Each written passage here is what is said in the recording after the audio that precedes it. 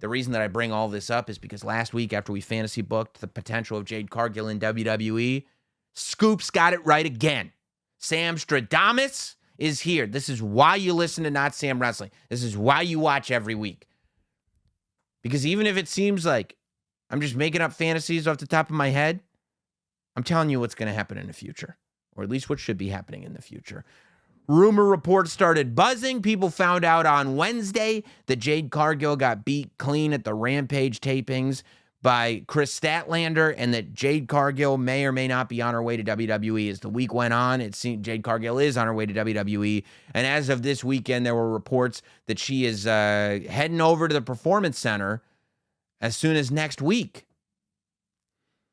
Now, there has been a lot of conversation about what to do with Jade Cargill. Look, you watch that AEW show. Even the people, and there are people that are invested in AEW failing, and those are not good people. I don't know why you would want anything in the wrestling industry to fail. But even those people sit there and go like, yeah, Jade Cargill is clearly a star. WWE is not competing week to week with AEW the way they were with WCW, but they are still competing. I think paramount to WWE to show everybody, look, Cody was a star in AEW, but this is what it means to be a star in WWE. I think Jade Cargill is the next one. Jade Cargill was a star in AEW. They pushed her to the moon. But this is what it means to be pushed in WWE. Because they want to send out that message to every wrestling fan, every wrestling analyst, every industry analyst, and every wrestler that's in AEW. Even if the money's the same, even if it's a little less in WWE. Look what happened to Cody. Look what happened to Jade. You think that's going to happen here? I think that's the message that the WWE wants to send across, and quite frankly can send across with somebody like Jade Cargill. Jade Cargill is a freaking star. She's a beast. She is as valuable an asset as you could have in the women's division. She's got everything. And people go, well, she's not that good of a wrestler, though. Big deal. Big deal. Who cares? Look, the fact is that there's more than one way to skin a cat. I say that meaning there's no way for me, if I'm in charge of anything in WWE, I'm using whatever voice I have to tell people not to send Jade Cargill to NXT. Jade Cargill should immediately be on the main roster and presented as a massive star. No manager, big entrance, big look, same name, new nickname that we could probably trademark maybe. Maybe, the Diamond Jade Cargill. DDP would be like, whoa, whoa, whoa.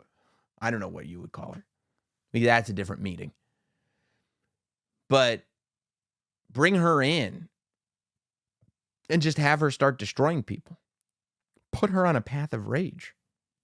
And people go, well, what about the learning that she would get in the Performance Center? Number one, she can still go to the Performance Center. What are they going to do? Close it to her? No, Jade, you're on Raw. You can't go to the Performance Center. That's the other thing. Charlotte's on SmackDown. Put Jade on Raw because you're not going to Charlotte versus Jade first. You're getting there eventually. Hopefully WrestleMania. Jade winning the Royal Rumble and challenging Charlotte as a villain, that's the move. But I think what you have to do is get her to a point where she's awesome. And the way you do that is, put her on Raw. Have her dominate people on Raw. Hide her weaknesses, accentuate her strengths. Have her at the Performance Center during the week. Raw is 1 day a week. No reason she can't be at the Performance Center on Tuesday, Wednesday, Thursday, Friday. And when she's not at the Performance Center, put her on the road immediately. Live events. Do you have any idea how much better any woman on that roster is going to get by working with Natalya Neidhart every night, week in, week out? They do live events, Friday, Saturday, Sunday? Every single one of those. 3 times a week in front of a live audience, Natalya versus Jade Cargill. You do Natalya versus Jade Cargill 3 times a week, every week in front of a live audience for 3 months, 4 months. Look at what you get. Look at the outcome. You do that for the rest of the year, and then you put Jade in the Royal Rumble, you're good to go, baby. I believe.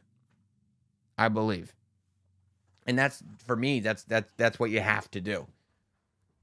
And in the meantime, you have her doing Goldberg matches. Quick, squash. Don't put a title on her right away. You know, maybe you have Rhea Ducker on Raw.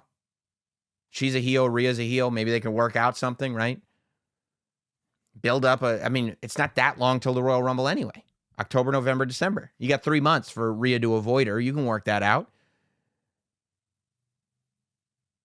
Have Charlotte get the title off EO somehow without turning Charlotte heel. Be tough. And then Jade challenges Charlotte. Boom. Money. If you like money, that's the way to go for me. But maybe you don't like money. I don't know.